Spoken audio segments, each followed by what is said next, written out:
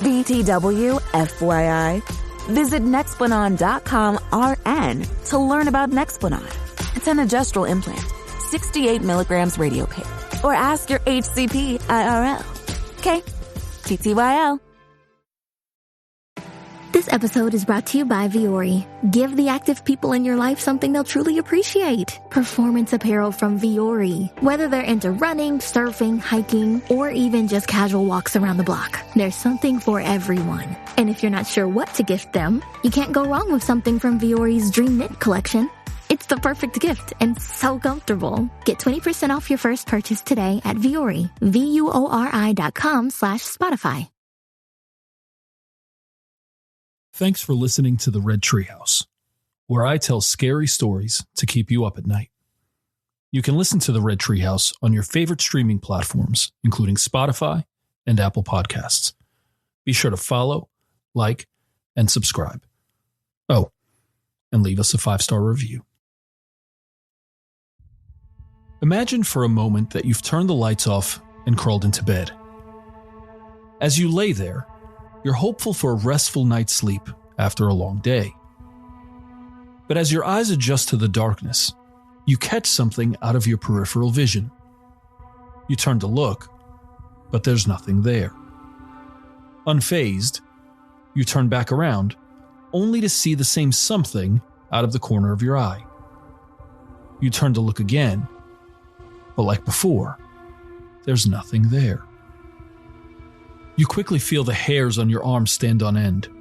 A shiver runs up your spine, and you rush to turn on the lamp, hoping whatever it is you just saw keeps its distance. For many of us, the thought of seeing a ghost is enough to scare us into sleeping with the lights on. As far back as 3,500 years ago, human beings have tried to capture evidence of ghosts, first by drawing, then by photograph. A quick Google search reveals dozens of photos used as, quote, definitive proof, end quote, of the spirit world. Some photos, like the unexpected guest, or the Amityville ghost, or the brown lady, are just downright scary. The unexpected guest was a photo taken in the 1950s, and it depicts a family sitting and smiling at a dinner table. In the upper left corner of the photo, an unexpected guest, hanging upside down.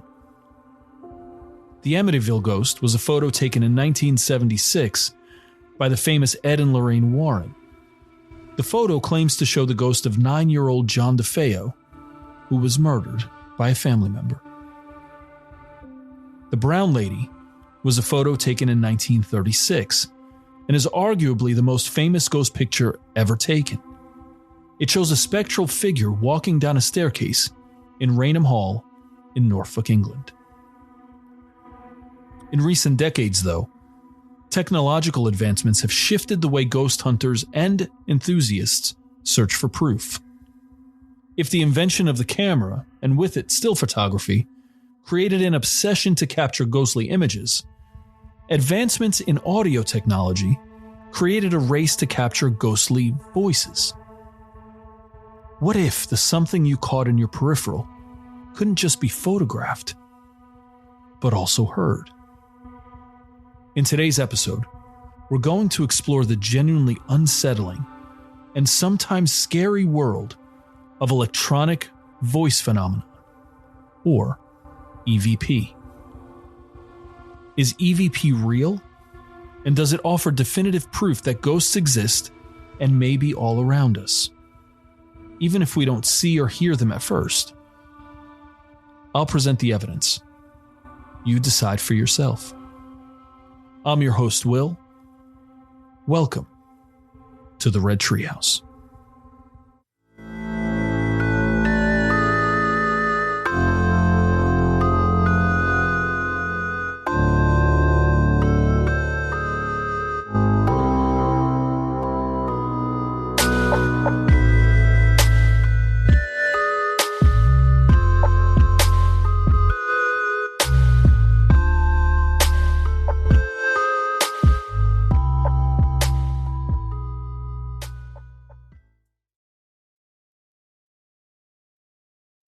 What time is it? Hold on.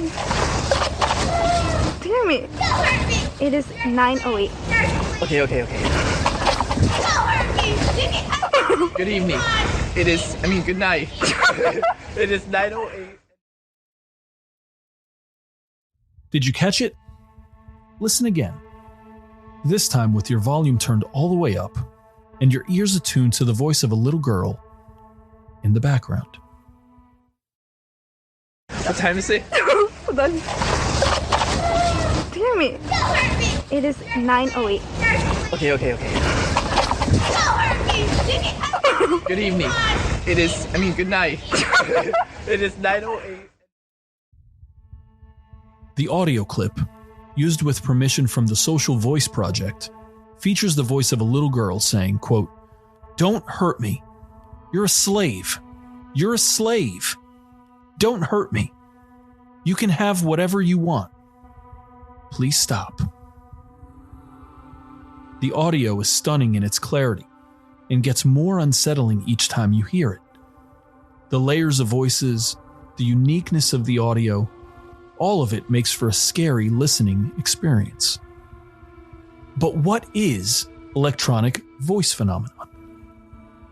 The paranormal investigators of Milwaukee define EVP as, quote, "voices captured on audio recordings that were not heard by investigators at the time the recording was made," end quote. In other words, the audio equipment picked up voices the human ear did not.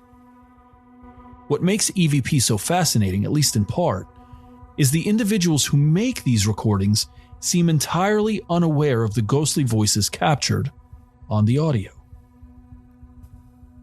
A large segment of the world dispels EVP as nothing more than a person hearing what they want to hear.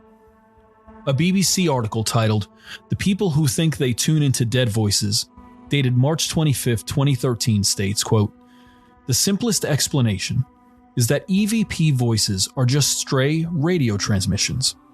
Usually, they are so faint and masked by static interference that it's hard to make out what they are saying, and the EVP investigator has to interpret them for you," end quote. Those skeptical of EVP decry it as nothing more than an overactive imagination led astray by confirmation bias. In other words, people who are listening for ghostly voices are very likely to find what they're listening for. The idea of communicating with the dead, even if in a one-way street sort of fashion, is so appealing it's possible that other more natural explanations for the voices and sounds are ignored altogether. For instance, the growl of an empty stomach in an otherwise silent room may sound like a ghostly groan. A HuffPost article titled "Recording Ghost Voices, the Electronic Voice Phenomenon," dated October 23, 2011, states, quote, "Skeptics say that EVPs are interference from radio waves, CBs, walkie-talkies, cell phones, or a great number of other electronic devices. They also say that sometimes people are hearing things that just aren't here." This psychological phenomenon is called pareidolia. It is when random images or sound are perceived as something non-random. For instance, when people believe they see a face in the static of a video. It's no secret that science and the supernatural are not friendly to one another. In fact, science can be described as ambivalent towards anything supernatural or paranormal. It simply cannot account for certain phenomena. But what about EVP advocates, who are convinced their recordings prove the existence of ghosts? And frankly, some recordings are simply much harder to dismiss or explain away. Sometimes, like in the audio clip at the start of the episode, the recordings capture clear words or phrases, and at times, the EVP is in response to a direct question. According to the paranormal investigators of Milwaukee, there are 5 classes of EVP recordings. However, they only detail the top 3 classes on their website. What you're about to hear are 3 short audio clips. I'll explain the class, play the clip, then offer a brief explanation. These audio clips can be found on the website Refinery29 and I am classifying them based upon my understanding and interpretation of the clips. The first class is Class C, and it's defined as a faint or whispery voice or sound that can barely be heard. It may be difficult to understand or is unintelligible altogether. Headphones may be required to drown out other noises.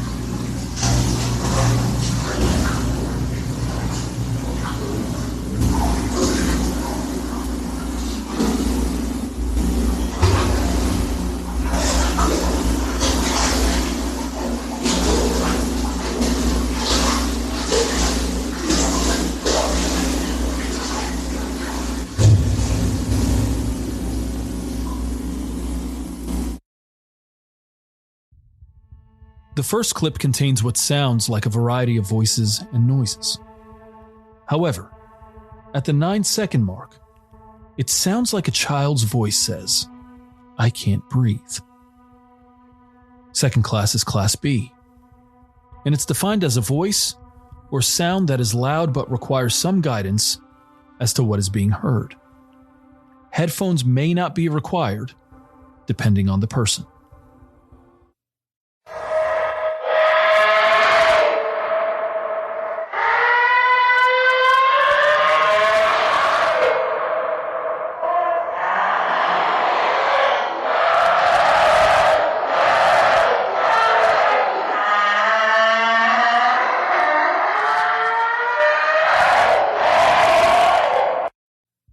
This second clip, to me, is the scariest of the group. There are no words. You can hear what sounds like a ghost shrieking and screaming. The third class is Class A, and it's defined as a clear, distinct voice or sound that is easily understood by anyone with normal hearing and without being told what they are hearing. Headphones are not required to hear and understand the voice or sound.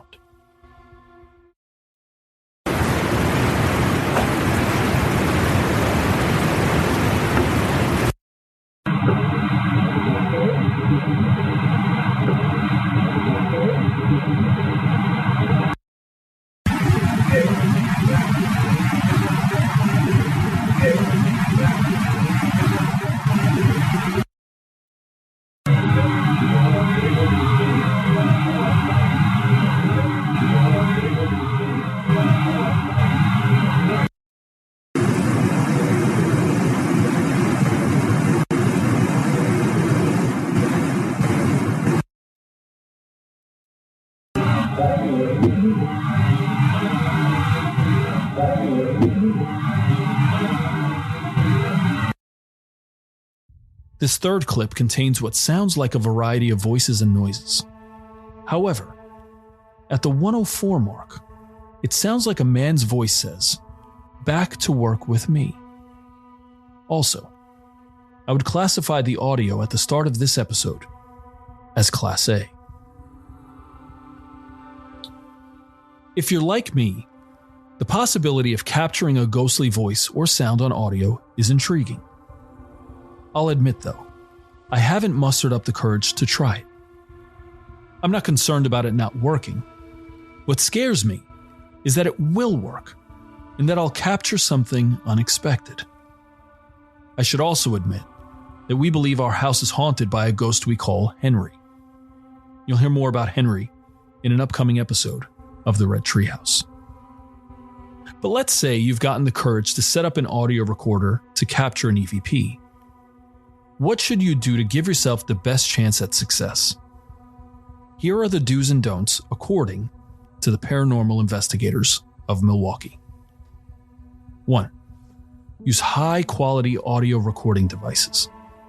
Avoid buying the cheapest audio recording device if possible, since they have lower quality microphones and produce poor quality recordings. It appears you get what you pay for, or don't.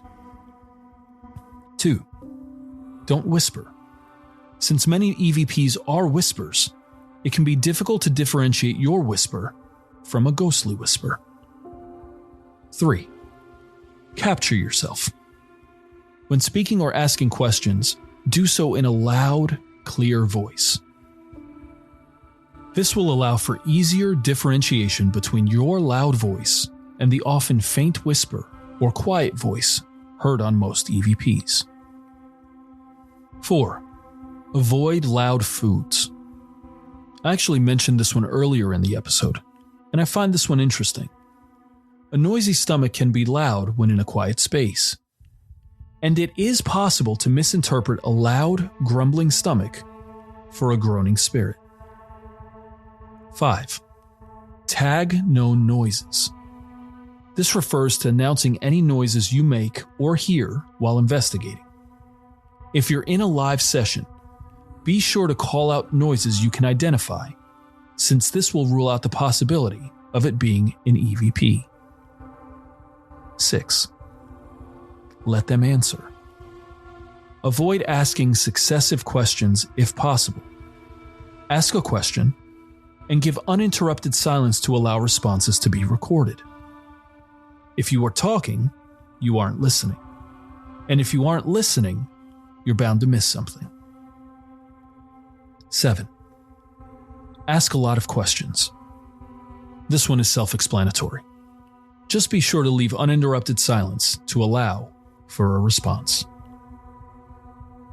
Obviously, these recommendations are for those interested in trying to intentionally record an EVP.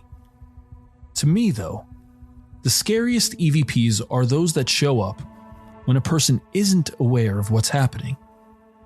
Like the photo of the unexpected guest, an intrusion by a ghost into the physical world is far more terrifying, if only because you never know when or where it will happen. I mentioned earlier that I've never had the courage to try recording an EVP. I've thought about it, and I have good quality recording equipment to do it.